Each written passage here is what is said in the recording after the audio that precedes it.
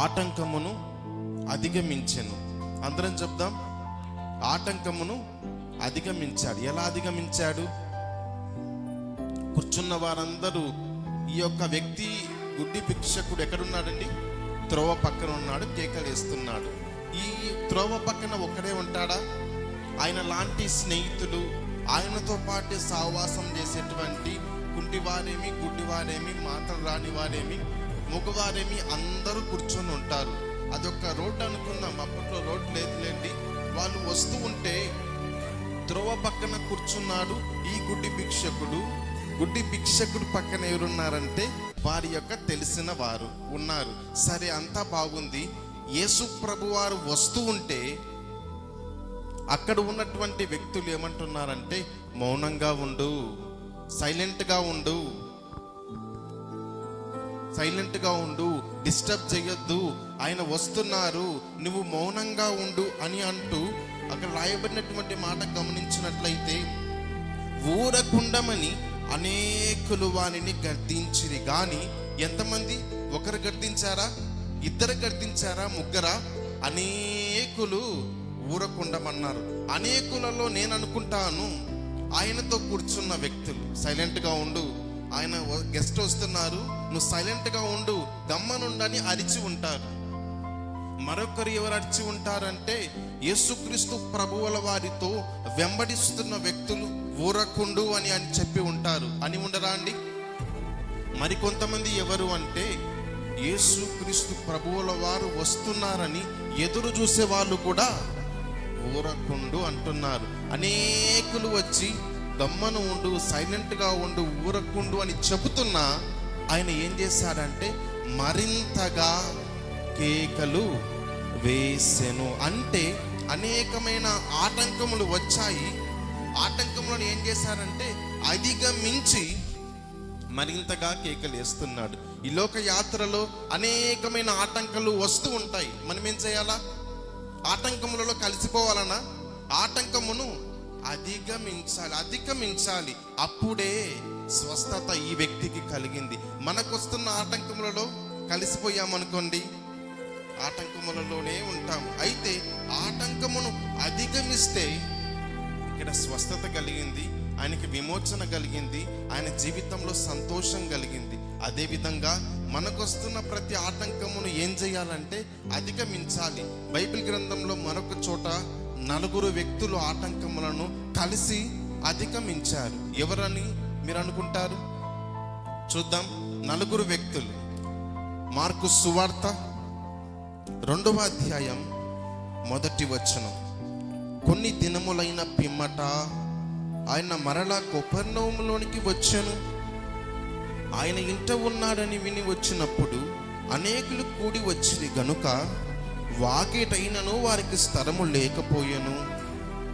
ఆయన వారికి వాక్యము బోధించుచుండగా కొందరు పక్షవాయువు గల ఒక మనుష్యుని 4 చేత మోయించుకొని ఆయన యొద్దకు తీసుకొని వచ్చిరి. చాలా మంది కూడి ఉన్నందున వారు ఆయన యొద్దకు చేరలేక ఆయన ఉన్న చోటుకి పైగా ఇంటి కప్పు విప్పి సందు చేసి పక్షవాయువు గలవానిని పరుపుతోనే దింపిరి. యేసు వారి విశ్వాసము చూచి, కుమారుడా, నీ పాపములు క్షమించబడి ఉన్నవని పక్షవాయువు గలవానితో చెప్పెను. 4 మరికొంతమంది యేసుక్రీస్తు ప్రభువుల వారు వస్తున్నారని విన్నారు. విన్నవారు అనుకున్నారు యేసు ప్రభు వస్తున్నారు, ఆయన దగ్గరికి వెళ్ళాలి అని అనుకుంటూ ఉంటే జరిగిన సంఘటన ఏంటంటే, యేసుక్రీస్తు ప్రభువుల వారు ఒక ఇంటిలో ఏం చేస్తున్నారండి? బోధిస్తున్నారు. ఎట్లా? ఈ విధంగానే అనుకుందాం. యేసుక్రీస్తు ప్రభువుల వారు బోధిస్తూ ఉంటే మొత్తం నిండిపోయారు. మొత్తం ఇంటి నిండా మనుషులే, ఇంటి బయట మనుషులే. అది ఒక ఎట్లుంటుందంటే, అద్భుతముల కొరకు, స్వస్థతల కొరకు, ఇంకా మంచములతో మోసుకొని కొంతమందిని వచ్చి బయట కూర్చోబెట్టారు, పరుపులతో కొంతమందిని బయట కూర్చోబెట్టారు, ఇంకా అనారోగ్యంతో ఉన్న వారందరూ ఉన్నారు. ఇంటి నిండా మనుషులు. యేసుక్రీస్తు ప్రభువు వారి ఇంటి లోపల, ఇంటి బయట అంతా రోగులు చాలా మంది ఉన్నారు. వాళ్ళ ఆశ ఏంటి అంటే యేసు ప్రభు వారి దగ్గరికి తీసుకొని పోవాలని. అనేక మంది వచ్చి ఇంటి బయట నిలిచిపోయారు. అనేక మంది వచ్చి బయటే ఉండిపోయారు. అనేక మంది వచ్చి ఇంకా ఆ ఇంటిలోనికి రావడానికి వీలు లేక యేసయ్య వస్తే ఆయన దగ్గరికి పొదామని మౌనం అయిపోయిన వారు ఉన్నారు. కానీ కొంతమంది నలుగురుతో మోయించుకొని ఒక వ్యక్తిని మంచముతోనే మోసుకొని వచ్చి చూశారు. చూసి ఇంకెళ్ళిపోదాము, ఇక్కడ చాలా మంది ఉన్నారు, మనకు మార్గము లేదని ఇంటికి వెళ్ళకుండా వారు చేసిన పని ఏంటి అంటే ఆటంకమును అధిగమించారు. అక్కడ ఉన్న మనుషులందరూ ఆటంకముగా ఉన్నారు. జరగండి, నేను వస్తున్నాను, జరగండి అంటే పోయా, మేము కూడా వచ్చాము మీ కొరకే, నీలాగా మేము వచ్చామంటారు. అనరా అండి? నువ్వు ఎట్లా వచ్చావో నేను అట్లే వచ్చాను, నువ్వు ఏ ద్వారమున వచ్చావో నేను అట్లే వచ్చాను, నువ్వు యేసుప్రభు వస్తున్నారని వచ్చావు, నేను యేసుప్రభు కొరకే వచ్చాను, కాబట్టి క్యూలో లైన్లో రండి. ఇప్పుడు నేను నెంబర్ 1, నెంబర్ 2 ఉన్నారు, నెంబర్ 3 ఉన్నారు, నువ్వు 101, 101వ నెంబర్ నీది అంటే సైలెంట్ అయిపోయారు. నెంబర్ లేదు కానీ మామూలు చెప్తున్నాను, మొత్తం నిండిపోయారు. అప్పుడు వారు ఇట్లా కాదు, అందరూ నిలిచిపోయారు, మనకున్న ఈ స్నేహితుడు బాగుపడాలి అంటే ఆటంకం అధిగమించాలి. వాళ్ళ కనుదృష్టి ఏంటంటే ఏదో ఒక రీతిలో యేసు ప్రభు వారి కనుదృష్టిలో మేము పడాలి, అనారోగ్యంతో పక్షవాయువుతో బాధపడుతున్న నా స్నేహితుని గురించి యేసు ప్రభుకి చెప్పాలి అని ఇంటి పైకి వెళ్ళి కప్పును సందు చేసి ఆ సందులో పరుపుతోనే నలుగురు మనుషులు ఇంటిలోనికి దింపారు. ఇప్పుడు అనుకుందాం, మన ఇంట్లో ప్రార్థన జరుగుతూ ఉంది, మంచి ఇల్లు మనది, చాలా విలువ పెట్టి కొన్నాము, కట్టాము అనుకుందాం. ఇప్పుడు ఆరాధన జరుగుతూ ఉంది, మనుషులంతా నిండిపోయారు. అయితే నీకేమో ఇంటిలోన కూర్చోవాలని ఆశ. ఇట్లా జరిగింది కదా, బైబిల్లో ఇలా ఉంది కదా, నీవు కూడా నేను లోపల కూర్చోవాలని సందు చేసి లోపలికి వస్తే ఇంటి ఓనర్ ఒప్పుకుంటాడా? మీ ఇంటిలోనే ప్రార్థన ఉందనుకోండి, మొత్తం నిండిపోయారని ఏంటి సౌండ్ వస్తూ ఉందని చూస్తే వేరొకరు డ్రిల్లింగ్ మిషన్తో ఓలు పెడుతుంటే ఒప్పుకుంటామా? మీరే చెప్పండి. అయితే ఆ నలుగురు ఏం చేశారంటే, మాకు ఖర్చైనా పర్లేదు, అనారోగ్యంతో బాధపడే వ్యక్తికి స్వస్థత జరగాలి అని ఆటంకమును అధిగమించి వారు ఏమేమి ఖర్చు పెట్టారండి? తిట్లను పొందుకున్నారు. నువ్వు వెళ్ళవయ్యా అంటే సైలెంట్గా ఉన్నారా? ఏదో ఒక విధంగా యేసు ప్రభు వారి దగ్గరికి తీసుకొని పోవాలని వారి ఆలోచన కాబట్టి పోలేదు.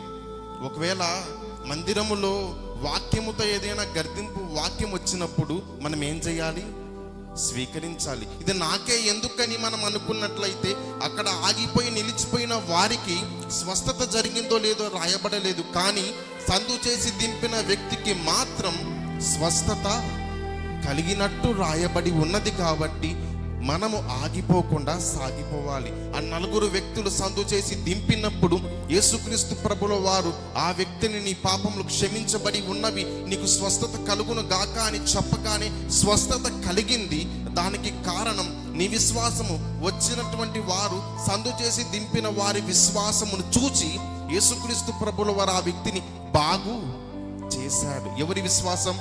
అనారోగ్యంతో ఉన్న వారికి విశ్వాసం ఇక్కడ లేదు. అయితే ఆ వ్యక్తిని ఆసక్తితో తీసుకొని మా దృష్టి అంతా ఒకటే, యేసు ప్రభు వారి దగ్గరికి తీసుకెళ్ళి ఆయన దగ్గర పెడితే చాలని ఆశ. కాబట్టి ఆటంకము వచ్చిన మనుషులు ఎదురైనా మనుషులతో ఆగిపోకుండా, ఆటంకములతో ఉండిపోకుండా వారు కొత్త మార్గాన్ని ఏర్పరిచారు. ఇప్పుడు మన దగ్గరికి వద్దాం. మనకు ఆటంకం వచ్చిందనుకోండి, ఆ మనుషులను జ్ఞాపకం చేసుకుందాం. వారు నిలిచిపోయారు, యేసుప్రభు వస్తే బాగవుతుంది. ఆ జనములో ఏమవుతుందో చెప్పలేము, కానీ వెళ్ళాలనుకున్న వారు ఖచ్చితంగా లోనికి వెళ్ళారు. మనము కూడా ఎదురవుతున్న ప్రతి అవమానము, ఆటంకమును ఏం చేయాలి?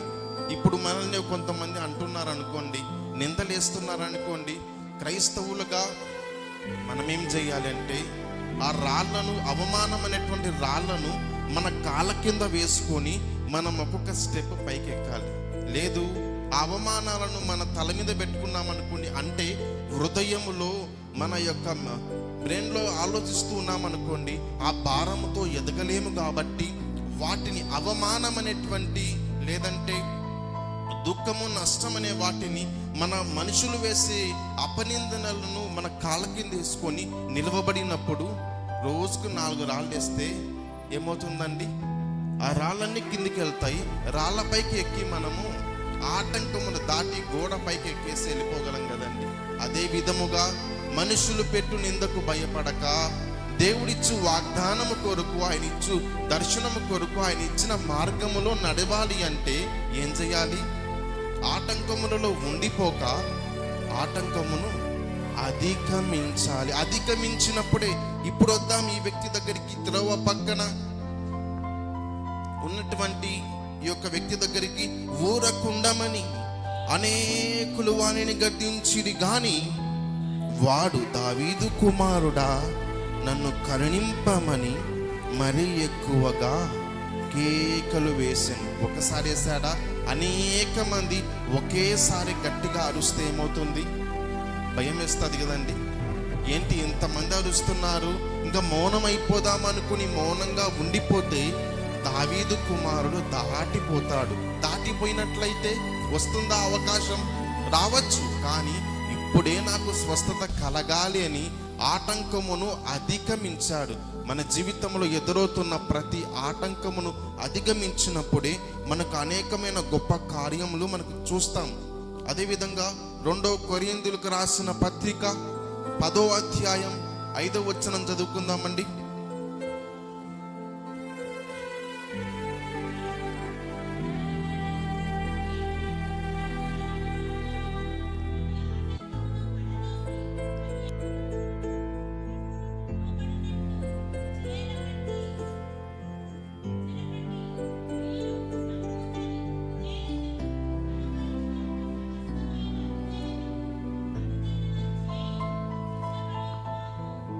గమనించినట్లయితే ఇక్కడ పౌలు భక్తుడు రాస్తున్నటువంటి మాట ఏంటి అంటే, నేను జ్ఞానమును సంపాదించడానికి, లేదంటే ప్రతి ఆటంకమును అధిగమించడానికి నేను సమస్తమును విడిచిపెట్టాను. నిన్న మరొక మాట మనం చదువుకున్నాము, దేవుని గురించిన జ్ఞానము సంపాదించడానికి, లేదంటే దేవుని యందు నేను భయభక్తులు కలిగి జీవించడానికి సమస్తమును నష్టముగా ఎంచుకున్నాడు, నష్టముగా విడిచిపెట్టాడు. ప్రియమైనటువంటి వారులారా, మనం గమనించినట్లయితే మనం చేయవలసిన పని ఆటంకమును అధిగమించాలి. చివరిగా ఒక మాట చూసుకుందాం. మత్తయి సువార్త 2వ అధ్యాయం 1వ వచనం మనకు సుపరిచితమైనటువంటి మాట. మత్తయి సువార్త 2వ అధ్యాయం 1వ వచనం, యూదా దేశపు బెత్లెహేములో యేసు పుట్టిన పిమ్మట ఇదిగో తూర్పు దేశపు జ్ఞానులు యెరూషలేమునకు వచ్చి, యూదుల రాజుగా పుట్టిన వాడు ఎక్కడనున్నాడు? తూర్పు దిక్కున మేము ఆయన నక్షత్రమును చూచి ఆయనను పూజింపవచ్చితమని చెప్పిరి. హేరోదు రాజు ఈ సంగతి వినినప్పుడు అతడును అతనితో కూడా యెరూషలేము వారందరూ కలవరపడిరి. కాబట్టి రాజు ప్రధాన యాజకులను ప్రజలలో నుండి శాస్త్రులను అందరినీ సభలో కూర్చి క్రీస్తు ఎక్కడ పుట్టునని వారిని అడిగాను. అందుకు వారు యూదయ బెత్లెహేములోనే అని ఇక్కడ రాయబడినటువంటి మాట మనం గమనించినట్లయితే, జ్ఞానులు అనేవారు యేసుక్రీస్తు ప్రభువుల వారు జన్మించారని దేవదూత ద్వారా తెలుసుకొనబడి, ఒక నక్షత్రము వారికి సూచనగా, నక్షత్రము ఏ విధంగా వస్తుంటే వారు ఏం కావాలండి? దాన్ని ఫాలో అయిపోవాలి. అవును కదండి. దేవదూత ద్వారా వాళ్ళు పొందుకున్న మాట, నక్షత్రమును చూసి వారు ఎటువైపు నక్షత్రం వెళ్తే ఆ విధంగా వెళ్ళాలి. కానీ వారు ఏం చేశారంటే ఆ నక్షత్రము వెళ్ళిన మార్గంలోనికి వెళ్ళారు. కానీ ఆ యొక్క పశువుల పాకలో ఉన్న యేసుప్రభు వారి దగ్గరికి వెళ్ళక వారు సొంత జ్ఞానముతో రాజు ఇంటికి వెళ్ళారు. వెళ్ళి అడిగిన మాట ఏంటి అంటే, రాజుగారు, యూదుల రాజు ఎక్కడా? మేము ఆయనను పూజించాలి, ఆరాధించాలి అంటే అడిగిన మాట, వారు చెప్పిన మాటకి రాజన్నాడు, ఆయన ఇక్కడ జన్మించలేదే, ఎక్కడున్నాడు ఆయన అని అంటుంటే వీళ్ళన్నారు, మేము దేవుని దూత ద్వారా పొందుకున్న మాటను బట్టి 2 సంవత్సరాలు దాదాపు ప్రయాణం చేసి వచ్చాము, అందుకొరకే 2 సంవత్సరాల పిల్లలను వారు సంహరించిరని రాయబడి ఉన్నది. వీళ్ళు ఈ వచ్చి యేసుప్రభు వారి దగ్గరికి అడిగినప్పుడు గమనించవలసిన మాట. అందరం ఇటు సైడ్ చూద్దామండి. ఆ యొక్క వ్యక్తులు, జ్ఞానులు ఎవరి దగ్గరికి వెళ్ళారు? రాజు దగ్గరికి వెళ్ళారు. అతని పేరు ఏరోదు రాజు. ఏరోదు రాజు దగ్గరికి వెళ్ళినప్పుడు ఆయన వారితో అన్న మాట ఒకటే, ఏంటి? ఆయన ఇక్కడ పుట్టలేదు అని చెప్పినప్పుడు జ్ఞానులకు ఒక మాట చెప్పాడు, మీరు వెళ్ళి కనుక్కోండి, ఆయన ఎక్కడ ఉన్నాడో నేను కూడా వచ్చి ఆరాధిస్తానన్నాడు. ఈ రాజుకి ఏమైందంటే, పుడితే రాజు మా ఇంటిలో పుట్టాలి, కానీ నాకు వ్యతిరేకంగా మరొక రాజు పుట్టాడు అని ఆయన సంబరించాలనుకుంటున్నాడు యేసుక్రీస్తు ప్రభుల వారిని. అయితే జ్ఞానులు ఏం చేశారంటే, 2 సంవత్సరాలు ప్రయాణం చేసి, వాతావరణములు వేరైనా, మార్గము తెలియకపోయినా నక్షత్రాన్ని చూసి వచ్చారు, రాజు దగ్గరికి వెళ్ళారు, పొరపాటు చేశారు. కానీ వీరు ఆటంకములను అధిగమిస్తూ వచ్చారు. రాజు దగ్గరికి వెళితే పట్టుకొని వాడిని సంహరించేవాడు. మా ఇంటిలో కాకుండా వేరొక చోట రాజు పుట్టాడని ప్రకటిస్తున్న వారిని చంపాలనుకోవచ్చు, కానీ దేవుడు వారిని ఆటంకముల నుండి అధిగమించి రక్షించడానికి దేవుడు సహాయము చేసినట్టుగా మార్గము చూపి, నక్షత్రము చూపి పశువుల పాక దగ్గరికి చేర్చినట్టుగా మన జీవితంలో మనం ఎదుర్కొంటున్న ప్రతి ఆటంకమును దేవుడు తప్పించి మనలను నడిపించునుగాక. అయితే మనం ఏం చేయాలండి? ఆటంకములతో కలిసిపోవాలన్నా ఆటంకములను అధిగమించాలి. లేదు, ఆటంకములను అధిగమించలేను అనుకుంటే ఆ వ్యక్తికి స్వస్థత జరిగేది కాదు. యేసు ప్రభువు వారు దాటి వెళుతూ ఉంటే, దావీదు కుమారుడా నన్ను కరుణించుము అంటున్నాడంటే ఎంత భక్తితో, నాకు ఇవ్వబడిన ఒక్క అవకాశాన్ని విడిచిపెట్టకూడదు అని దేవుని పైన దృష్టి పెట్టి ప్రతి ఆటంకమును, ఒకవేళ అక్కడ చాలా కోపంగా ఉండేవారు ఉంటే కొట్టనైనా కొట్టచ్చు, ఎందుకు ఈ మీటింగ్ని డిస్టర్బెన్స్ చేస్తున్నావు అని అరిచి ఉండొచ్చు, తిట్టి ఉండొచ్చు, వాళ్ళ స్లాంగ్లో వాళ్ళకి తెలిసినట్టుగా అతన్ని చూసిన ఉండొచ్చు. కానీ మనుషుల చూపుకు, మనుషుల దృష్టికి ఆ వ్యక్తి భయపడక ఆటంకమును అధిగమించాడు. మనకెదురవుతున్న ప్రతి నింద, ఆటంకమును అధిగమించినప్పుడు దేవుడిచ్చే ఆశీర్వాదాన్ని పొందుకుంటాం. ఈ వాక్యాన్ని మన ఆత్మీయ మేలుకై దేవుడు దీవించి ఆశీర్వదించునుగాక. మొదటి రోజు ఏమిన్నామండి? ఆ వ్యక్తి స్థితి ఏంటి? ఆ స్థితి త్రోవ పక్కన. 2వ రోజు కేక వేశాను. 3వ రోజు జ్ఞానాన్ని సంపాదించాడు. యేసు ప్రభు ఎవరని. 4వ రోజు ఏం తెలుసుకున్నామంటే ఆటంకాన్ని అధిగమించాడు. మనం కూడా ఆటంకాన్ని అధిగమిద్దాం. దేవుడిచ్చే స్వస్థత, ఆశీర్వాదాన్ని పొందుకుందాం.